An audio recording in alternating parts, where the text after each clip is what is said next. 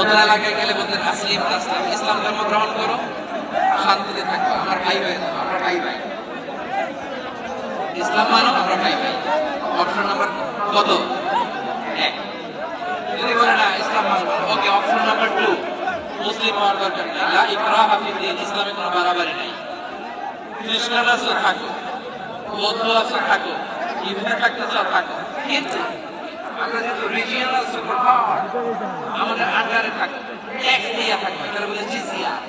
আলেম যারা আছেন বুঝবেন, এটা আরবিতে কি বলে? জিজিয়া। You pay us the tax, we will give you the security. তোমরা ট্যাক্স দিবা, আমরা সিকিউরিটি দিব, আমাদের আওতায় থাকবে, কেউ তোমাদেরকে আক্রমণ করতে পারবে না, আমরা নিরাপত্তা দিব। সুবহানাল্লাহ বলেন। এটা অপশন নাম্বার কত? আচ্ছা, বুঝে থাকলে বলেন, 1 নম্বর অপশন কি ছিল? ইসলাম। ইসলাম মানো, শান্তিতে থাকবে, ভাই ভাই, আমরা ভাই ভাই। অপশন নাম্বার 2, ট্যাক্স দাও, আমরা নিরাপত্তা দিব, মুসলিম হওয়া লাগবে না। এখন 1 নম্বরও মানে না, 2 নম্বরও মানে না, মুসলিম হবে না, ভালো, খ্রিস্টান থাকো, ট্যাক্স দাও, আমরা সিকিউরিটি দিব, না এটাও মানে না। খ্রিস্টানই বলে তাহলে তলোয়ার আমাদের আর তোমাদের মাঝে ফায়সালা করবে,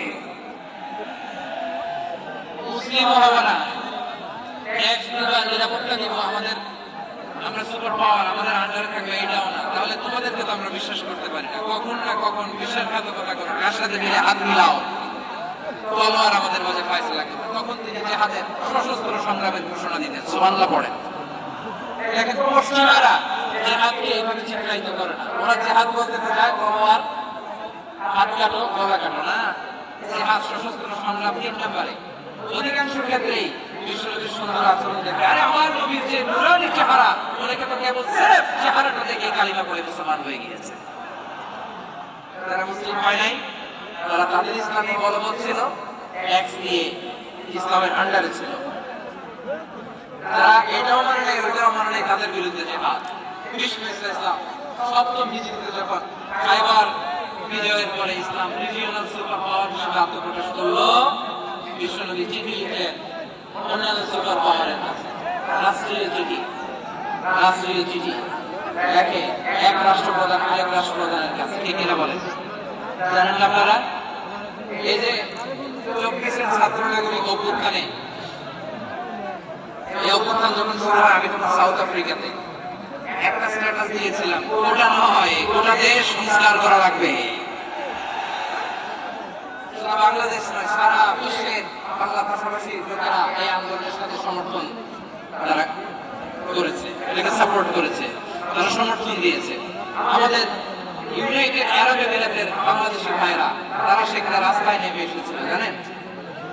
ওইখানে ডেমনস্ট্রেশন করা যায় না, সেখানকার সরকার তাদেরকে যাবজ্জীবন দিয়েছে। তখন আমাদের এই যে প্রধান উপদেষ্টা ডক্টর মোহাম্মদ ইউনূস সরাসরি G2G বলে, G2G, government to government, G2G চিঠি লিখলেন যে তাদেরকে, ইউর হাইনেস এ সম্মানিত আমির, আপনি আমার এই চিঠির কারণে আমার সম্মানে এই 53 জন বাংলাদেশিকে মাফ করে দেন। এই চিঠির বদৌলতে কিছু খালাস পেয়ে গিয়েছিল আমাদের ভাইরা, জানেন এই ঘটনা আপনারা? তাহলে গভর্নমেন্ট টু গভর্নমেন্ট চিঠি দেওয়া হয়।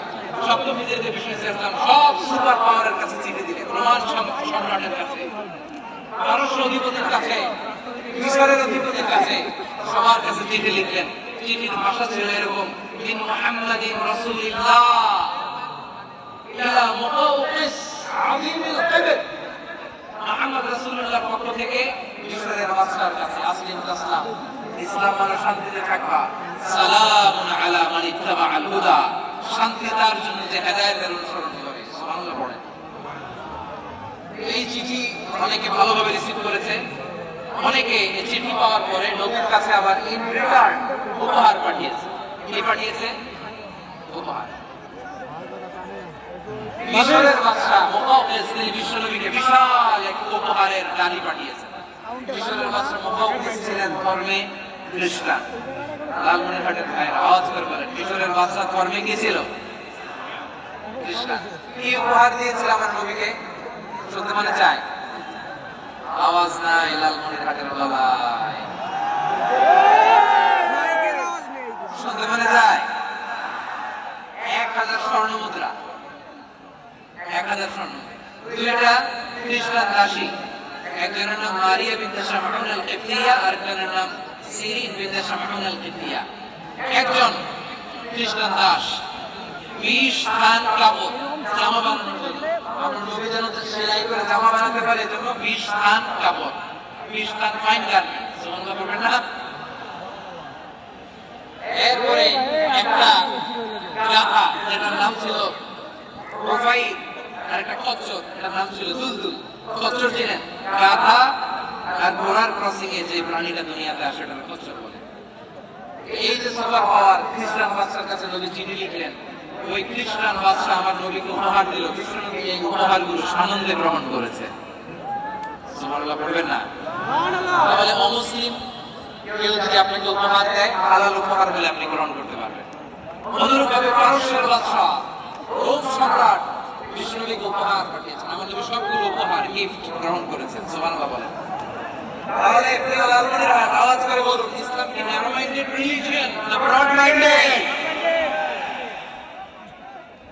আমাদের আয়েশার কাছে মাসালা জানতে চায় মেয়েরা, হে আম্মা জান, অগ্নি উপাসকেরা তাদের ঈদের দিন নওরোজের সময় আমাদেরকে পাখি দেয়, নেওয়া যাবে?